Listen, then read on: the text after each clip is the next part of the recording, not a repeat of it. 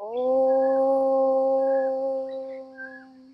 त्वमेव माता च पिता त्वमेव बन्धुश्च सखा त्वमेव विद्या द्रविणं त्वमेव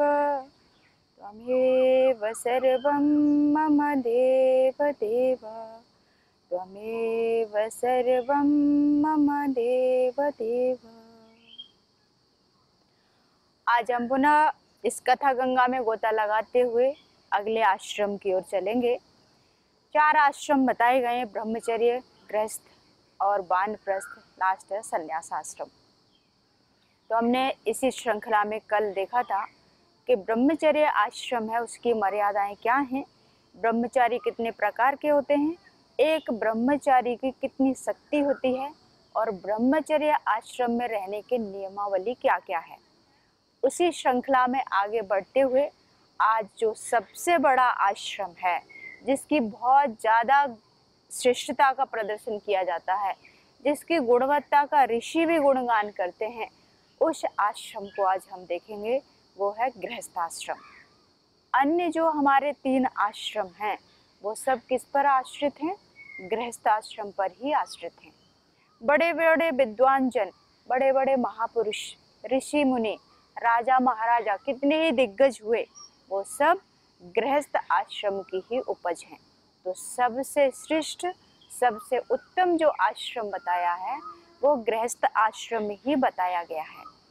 लेकिन दुर्भाग्य, लोगों को जीना नहीं आता। अगर गृहस्थ आश्रम में आप प्रवेश किए हैं तो अपने आप को ग्लानि से मत भरो। एक अपने आप में हर आश्रम की मर्यादाएं हैं, गरिमा है, वो हमें जीना आना चाहिए कि किस तरह से हम अपने जिस आश्रम में हैं उसे हम श्रेष्ठ बना सकते हैं।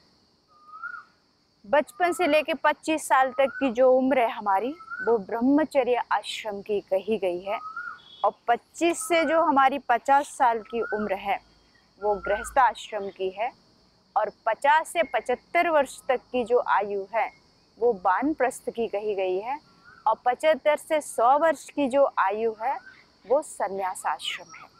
लेकिन सबसे श्रेष्ठ गृहस्थ आश्रम ही बताया गया है, जो अपने आप में इतना विराट है। अन्य आश्रमों का अपना अस्तित्व नहीं जब तक गृहस्थ आश्रम ना हो, क्योंकि कितने बड़े महापुरुष हुए, राजा महाराजा हुए, सन्यासी हुए, ऋषि मुनि हुए, वो सब कहाँ की उपज है? गृहस्थ आश्रम की। अगर गृहस्थ ना होता तो ना सन्यासी होते, ना महापुरुष होते, ना दिग्गज होते, कोई भी नहीं होता। तो गृहस्थ आश्रम बहुत ही श्रेष्ठ आश्रम है, इससे हमें कभी ग्लानि से नहीं भरना चाहिए। कुछ लोग बहुत दुखी हो जाते हैं, गृहस्थ आश्रम में हैं, हम तो गृहस्थी, हम क्या कर सकते हैं, ऐसा ग्लानि भाव से भरना। कुछ गिरी हुई हस्ती गृहस्थी, ऐसा नहीं। गृहस्थ आश्रम बहुत श्रेष्ठ है, हमें जीने का तरीका आना चाहिए, क्या नियम है, क्या मर्यादाएं हैं, उनका हमें पता होना चाहिए। तब आप चाहे किसी भी आश्रम में क्यों ना हो, चाहे वो ब्रह्मचर्य हो, चाहे वो गृहस्थ हो, चाहे वो वानप्रस्थी हो या फिर संन्यास धर्म हो, हर एक की मर्यादाएं हैं। उसके अनुकूल जब आचरण करते हुए हम जीवन यापन करते हैं तो निश्चित रूप से उस आश्रम में जीने का, उसमें रहने का एक आनंद होता है। केवल शादी ब्याह किया, कुछ धन संपदा इकट्ठी कर ली, जो कामनाएं थी उनको पूरा कर लिया, 1 या 2 बच्चे पैदा कर लिए, इतना मात्र गृहस्थ आश्रम नहीं है। आप गृहस्थ में रहते हुए एक श्रेष्ठ, एक आदर्श जीवन जी सकते हैं। उस संन्यास धर्म का भी पालन करते हुए आप गृहस्थ में ही कर सकते हैं। केवल वनों में, जंगलों में, कंदराओं में जाना, इसी का नाम सन्यासी या भगवत शरणागति को प्राप्त करने का मार्ग है, ऐसा नहीं है। आप गृहस्थ में रह के उस परम तत्व को प्राप्त कर सकते हैं, जिसके लिए युगों युगों तक ऋषि लोग वन में जाकर घनघोर तपस्या करते हैं। हर आश्रम की अपनी महिमा है, वो मैं पहले ही बता चुकी हूँ आपको। तो गृहस्थ भी है, जो गृहस्थी है वो अपने आश्रम से संतुष्ट नहीं, उनको लगता है कि ये आश्रम बहुत अच्छा है जिसमें हम नहीं गए, और जो संन्यास धर्म वाले उनको लगता है कि ये श्रेष्ठ है। लेकिन जिसने जिस आश्रम में है उसकी महिमा को जाना, उसका आनंद उठाया, उसका जीवन निश्चित रूप से खुशियों से भर जाता है। तो जो संयमित होकर भगवत चिंतन करते हुए जो जीवन जीता है, उसका जीवन खुशियों से भरा है, आनंद से भरा है, एक अलग आनंद आता है। तो कोई भी चीज़ देखें उससे पहले एक कहानी के माध्यम से हम देखते हैं कि एक श्रेष्ठ गृहस्थी किस तरह सुखी होता है और एक आलसी प्रमादी अगर व्यक्ति है तो किस तरह से दुख जीवन में पाता है। इसी के लिए एक छोटी सी कहानी है। दो दंपति थे, बहुत प्यारा उनका जीवन, आनंद से अपना कमाते, खुशियों से रहते। कुछ समय बीता, संतान पैदा हुई, छोटा सा पुत्र उनको सुंदर प्राप्त हुआ। उनके पति अच्छा कमाते, खेती करते, बहुत कुछ धन संपदा थी, खुशियों से रहते, भगवत चिंतन करते, कोई कमी नहीं। ऐसे एक जीवन है, कभी खुशियां हैं, कभी गम है, हर कुछ आएगा। आनंद है तो उसके पीछे दुख भी छिपा है, खुशियां हैं तो गम भी आएंगे। जीवन हमेशा एक ही पटरी पे चलता रहे ऐसा कभी नहीं होता। दुख भी आएगा, सुख भी आएगा, तो उसमें हमें कभी घबराना नहीं चाहिए। जैसे एक गुलाब का फूल है, कोई भी फूल है, उसमें कांटे भी होते हैं, कई बार देखा होगा। यदि उस फूल में कांटे ना होते तो कोई भी उसे आसानी से तोड़ सकता था। उसकी रक्षा जो करने वाले हैं वो कांटे ही होते हैं।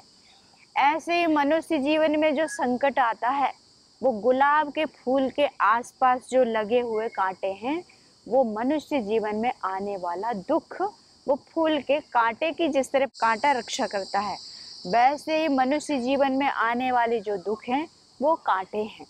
और मनुष्य जीवन या जन्म जो हमारा है वो गुलाब का फूल है, खिला हुआ, परमात्मा का दिया हुआ सुंदर ये जीवन रूपी पुष्प। इसकी रक्षा करने के लिए जीवन में दुख रूपी कांटे भी आते हैं, तो उससे कभी घबराना नहीं, उसका स्वागत है।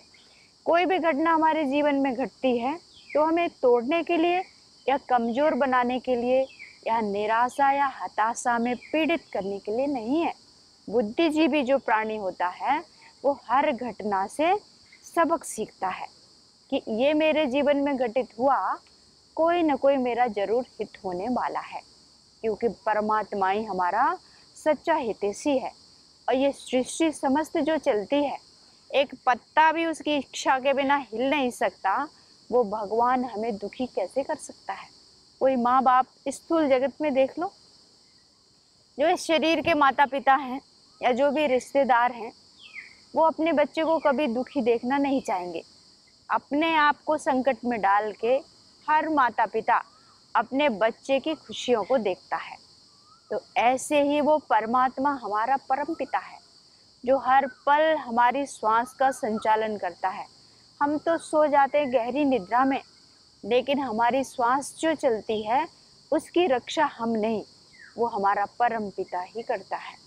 तो जो आपकी श्वासों को हर पल चलाता है वो आपको दुखी क्यों करेगा, आपके जीवन में संकट क्यों लाएगा। तो कोई दुखी है, कोई कारणवश दुख आ गया, संकट आ गया, तो हो सकता है हमारा कोई ऐसा कर्म जरूर हुआ होगा जिसका फल आज हमारे सामने है। तो हर घटना से हमें सबक लेना चाहिए, ना कि दुखी होना चाहिए। ऐसे ही दो दंपति सुंदर पुत्र प्राप्त किया, बहुत खुशियों से, आनंद से भरा उनका जीवन था।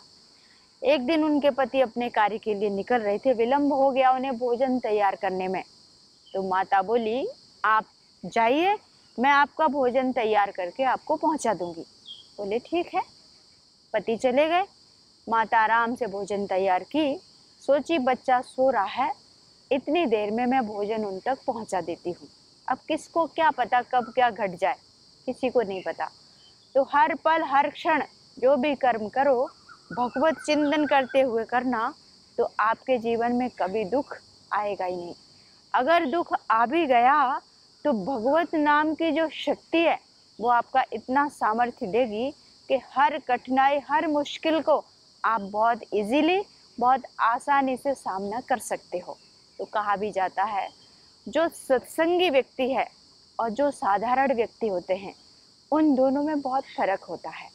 सत्संगी जो होगा जीवन में कितनी कठिनाइयाँ क्यों ना आए, मुस्कराते हुए वो उनका सामना करता है। लेकिन सामान्य जो साधारण व्यक्ति होते हैं, कोई छोटी सी भी घटना घट जाए तो उनका बीपी हाई हो जाता है, हाइपरटेंशन हो जाएगा, डायबिटीज बढ़ जाएगा, अनेक बीमारियां आ जाएंगी। लेकिन सत्संगी हर परिस्थिति में एक चट्टान बन करके उसका सामना करता है। ऐसे ही ये माता भोजन तैयार कर लिया, पति को देने के लिए निकल पड़ी। अब रास्ते में जा रही थी अपनी धुन में, लेकिन तभी एक सर्प आता है और उस माता को काट लेता है। बहुत विषैला सर्प था। जैसे ही उसने डंक मारा, पूरा विष उनके शरीर में फैल जाता है। वहीं पर उनकी मृत्यु हो जाती है। छोटा सा बच्चा। जब उनके पति को इस घटना का पता चलता है, बहुत दुखी हो जाते हैं। अब जो होना था तो हो गया, अब कर भी क्या सकते हैं। बहुत दुखी हुए घर में आए, वापस लौटकर छोटे बच्चे को देखते हैं। इसके कैसे पालन पोषण करूँगा, कैसे घर संभालूंगा, कैसे बाहर का काम करूँगा, समस्या तो आती है। लेकिन नारी शक्ति बहुत मजबूत, वो घर भी संभाल लेती है और बाहर भी संभाल सकती है। इसीलिए उसे नवदा शक्ति कहा गया है। नव शक्तियाँ, नौ दुर्गा कहा गया है उसे। व्रत भी रखा जाता है, उपवास भी रखा जाता है। तो मातृशक्ति की बहुत महिमा है, वो एक अलग विषय है। तो ये घर में आते हैं, अपने छोटे से बच्चे को देखते हैं, बहुत रोते हैं। लेकिन समय जैसे जैसे बीतता जाता है, भगवान संकट देता है, उसे सामना करने की शक्ति भी देता है, सामर्थ्य भी देता है। वो जानता है कि ये मेरा बालक है, कितना दुख झेल सकता है, परमात्मा उतना ही देता है, सामर्थ्य के अकॉर्डिंग। तो ऐसे ही समय बीतता गया, धीरे धीरे उनका बच्चा जो था बड़ा होने लगा। अब पिता तो पिता, घर भी संभालना है, बाहर भी देखना है, फिर भी अपने सामर्थ्य के अनुसार उन्होंने पूरे संस्कार दिए। जब बच्चा बड़ा हो गया, कुछ समय बाद पढ़ाई लिखाई करवाई, सरकारी नौकरी भी लग गई, अच्छे से कमाने लग गया। तो आसपास जब लोगों को पता चलता है कि इनका बढ़िया परिवार है, स्वाभाविक है रिश्ते भी आएंगे। उनके पुत्र के लिए भी रिश्ता आया, अच्छे परिवार से रिश्ता हो गया दोनों का। बहू घर में आ गई, अच्छे से घर फिर से चलने लग गया। यानी दुख आया है तो उसके बाद सुख भी आने वाला है, तो कभी दुखी नहीं होना। दुख सुख दो जीवन के पलड़े हैं, कभी सुख है कभी दुख है, ये चलता रहेगा। तो घबराना नहीं चाहिए, समस्या है तो समाधान भी होगा। तो ऐसा ही इनका भी था। कभी भी कोई दुख आ जाए तो चिंतित नहीं होना, चिंतन करना चाहिए कि कर क्या सकते हैं, चिंता करने से क्या होगा। चिंता से चतुराई घटे, घटे रूप और ज्ञान, चिंता बड़ी अभागिनी काटी कलेजा खाए। ऐसे संतों की वाणी है। इसलिए कभी चिंता नहीं, चिंतन करो, हरि नाम का सहारा लो, वो रास्ता जरूर दिखाता है। तो बेटा की सरकारी नौकरी लग गई, लेकिन धन की लालसा। अब पुत्र कमाता था, सरकारी नौकरी थी, फिर भी रिश्वत देने वालों की भी कमी नहीं होती। काम हो जाना चाहिए, जितनी रिश्वत लगे लगने दो। आजकल सोच लोगों की ऐसी है, कोई बात नहीं उसने इतनी घूस ली लेकिन काम तो हो गया, आजकल की सोच। लेकिन पहले ऐसा नहीं था, पहले लोग इस चीज़ का विरोध करते थे। लेकिन वर्तमान में स्थिति बदल चुकी है। वो व्यक्ति घूस तो बहुत लेता है, लेकिन बढ़िया व्यक्ति काम कर देता है, ऐसे ही बोलते हैं। लेकिन जो घूस ले रहा है वो बढ़िया कैसे हो सकता है? वो तो अपने कर्तव्य कर्म से विमुख हो चुका है। कोई सबक सिखाने वाला हो तो सही रास्ता दिखा सकता है, लेकिन नहीं। पिता ने बहुत समझाया, बेटा खूब कमा के लाने लगा, पत्नी को तेजा कमा के जो भी लाता। लेकिन पिता शांति से देखते, बोले बेटा तेरी तनख्वाह तो इतनी है, पर तू इतना धन कहाँ से लाता है? तो बताया कि पिताजी कुछ लोग रिश्वत भी देने आ जाते हैं कि मेरा काम कर दो पर रिश्वत ले लो, तो ये सब वही संपदा है। पिता ने बहुत समझाया, बेटा थोड़ा कमाना लेकिन नीतिपूर्वक कमाना। जो नीति से कमाता है उसका सुख अलग ही होता है। जब हम अनीति से कमाते हैं, किसी की कमाई का हिस्सा खून पसीने का जब हम छीन के रख लेते हैं, तो कहीं न कहीं बददुआ तो जरूर लगती है। जो घूस दे के गया है वो खुशी खुशी तो नहीं दिया, बेमन से ही दिया होगा। भले ही अपना काम कराना इसलिए आपको हंसी राजी खुशी देगा, लेकिन अंदर से तो बददुआ ही लगती हैं। इसलिए जो भी कमाओ नीति पूर्वक कमाओ, थोड़ा कमाओ, जीवन में आनंद होगा, खुशियाँ होंगी। ऐसे ही इसके जीवन में खुशियाँ थी, लेकिन जब अनीति का धन आने लगा तो परिवार में कलह उत्पन्न हो गई। पिता ने बहुत समझाया लेकिन एक ना माना। बहू भी बोली, उसकी पत्नी भी बोली कि बाबूजी की बात मान लो, वो ठीक बोल रहे हैं। लेकिन नहीं, पैसे या लोभ के आगे व्यक्ति अंधा बन जाता है। भगवान की जो माया कही गई है बहुत प्रबल है। तुलसी बाबा भी कह गए कि माया माँ ठगिनी हम जानी। अच्छे अच्छे फंस जाते हैं इसमें। अब ये अलग विषय है, माया कभी लेंगे इसको भी, पर यहाँ पर वो फंस जाता है, खूब धन संपदा इकट्ठी कर लेता है। लेकिन जब एक दिन रिश्वत ले रहा था तभी वो पकड़ में आ गया। जब कोई व्यक्ति गलत काम करता है, आज नहीं तो कल पकड़ा जाएगा। चाहे हम अच्छा कर्म करें वो भी पता चलेगा, और बुरा करते हो तो वो भी सामने आएगा। इसीलिए कर्म करते समय बहुत सावधान रहना। कई ऋषियों की पंक्तियां हैं कि जोगी जोग जुगत से करना, समल समल पग धरना, जोगी जोग जुगत से करना। यानी हर पल क्षण क्षण जो कदम बढ़ा रहे हो बहुत सावधानी से उठाना। कई बार लोग आपको बहुत प्यार से, इतनी सहानुभूति पूर्वक आपको गलत कार्य की ओर प्रेरित कर देंगे, आपको पता भी नहीं चलेगा। आपको लगेगा इसके जैसा हितैषी कोई हो ही नहीं सकता। लेकिन जब उसका परिणाम सामने आएगा तब वो व्यक्ति आपकी सहायता करने नहीं आएगा जिसने आपको उस कार्य में प्रवृत्त किया था। तो रिश्वत कोई देता है तो सावधान हो जाओ। आज बहुत अच्छा लग रहा है लेने में, लेकिन उसके पीछे दुख आने वाला है। तो ऐसे इसके साथ हुआ। पिताजी की बात नहीं माना, पिताजी को क्रोध में आके घर से बाहर निकाल दिया। जिस पिता ने खून पसीने की कमाई इकट्ठा करके पाल पोस के बड़ा किया, वही पुत्र एक दिन बाहर निकाल दिया। तो ये संस्कार। पिता को बुरा ना लगा, बोले ये गलत कमा रहा है, मैं अपना कहीं भी जाके आराम से रह सकता हूँ। पिता तो पिता चले गए। खेती बाड़ी सब कुछ था, उनके मित्र भी थे, अच्छे सहायता की उनकी, रखा। लेकिन कुछ प्रॉपर्टी उन्होंने अपनी बेच दी, लेकर एक सुंदर बढ़िया मकान बना लिया और थोड़ा बहुत खेती रखा। उसमें अपने खेती करते, कमाते, खाते, आराम से घर में रहते, भगवान का भजन करते। अब रिश्वत लेता तो एक दिन पकड़ में आया। अब सरकारी नौकरी है तो जो रिश्वत लिया वो सरकारी खाते में तो डालना पड़ेगा। तो ऐसे ही जब पड़ा इनकम टैक्स वालों का छापा, पकड़ लिया उसको। घर भी रखना पड़ा साथ में, और जो इकट्ठे की थी कमाई रिश्वत की वो तो देनी ही पड़ी। घर से बेघर हो गया। तो कभी भी कोई भी कर्म करो बहुत सावधानी से करना। थोड़ा लो, सुखी रहोगे। ज़्यादा की लालसा जहाँ आई वहीं जीवन में दुख आ जाएगा, जैसे इसके साथ हुआ। घर भी चला गया, दोनों बाहर निकल जाते हैं। लेकिन पिता तो पिता होते हैं। संतान चाहे रावण हो चाहे राम हो, माँ बाप के लिए हर संतान बहुत प्रिय होती है। पिताजी को पता चला कि पुत्र का सारा घर वगैरह सब जा चुका है। रोते हुए पिता के पास फिर से पहुंचा। अब माँ बाप तो माँ बाप, फिर से उन्होंने करुणा की, दया की। बोलते कोई बात नहीं बेटा, तो सबक सीख लिया, फिर से दोबारा लौट के आया है तो इस घर में रह सकता है। पिता ने जो घर बनाया था। तो कहने का तात्पर्य यही है कि गृहस्थ जीवन जो है बहुत ही श्रेष्ठ है, लेकिन जीना आना चाहिए। गृहस्थ आश्रम को एक पवित्र अनुष्ठान बताया गया है। जब दो दंपति उस पवित्र अग्नि को साक्षी मान करके उसके फेरे लेते हैं, एक पवित्र बंधन में बंध करके एक नया जीवन प्रारंभ करते हैं, वो कितना गौरवशाली होगा। अग्नि जिसे पवित्र भगवान का मुख कहा गया है अग्नि को, उसको साक्षी मान करके आप उस बंधन को निभाने की शपथ ले रहे हो, तो उसे निभाने का तरीका भी आना चाहिए। जैसे कोई भी गाड़ी है, उसके दो पहिए हैं, दोनों में हवा एक जैसी होगी तभी वो बैलेंस के साथ गाड़ी ठीक से चलती है। एक गाड़ी में हवा कम है, एक में ज़्यादा है, तो भी गाड़ी नहीं चलेगी।